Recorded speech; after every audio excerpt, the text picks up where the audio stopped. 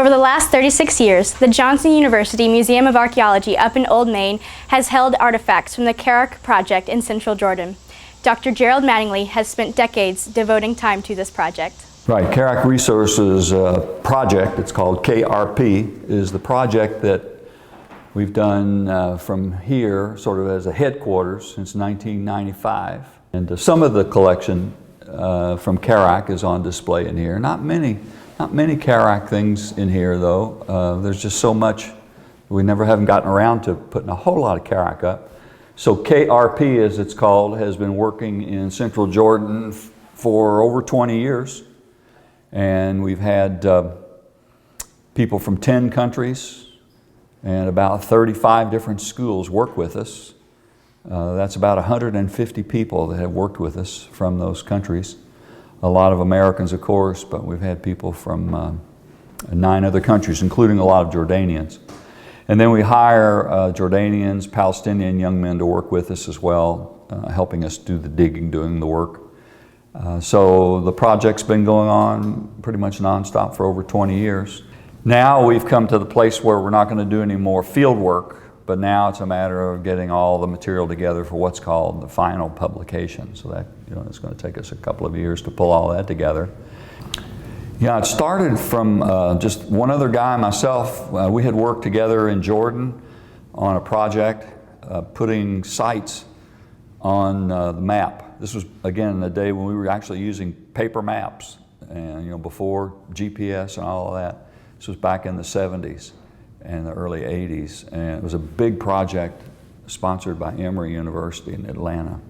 And so another fellow and I worked on that. We had both worked on other projects in Israel and elsewhere, and then we really liked that area, the Karak area. It's called the Karak Plateau. We really like that area, and we've liked the people there and have been back, of course, working in there many, many times. So Jim Pace and I started the project, and then from our circle of friends and acquaintances through archaeology and through graduate school, we were able to put that team together so that we have, in the Karak project, I said we have 150 people that have worked with us, but we have a nucleus, a core of about 25 people that we could call today and they would be willing to go next week. I mean, they're ready to go at the drop of a hat. So these are people from all over.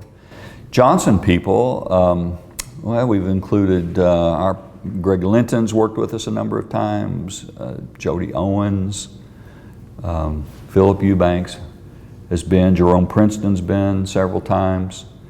So there are 5 or 6 of us who've worked, professors now. We've also had a number of students through the years. All archaeology projects have 2 phases. You do your field work and then you do your publication.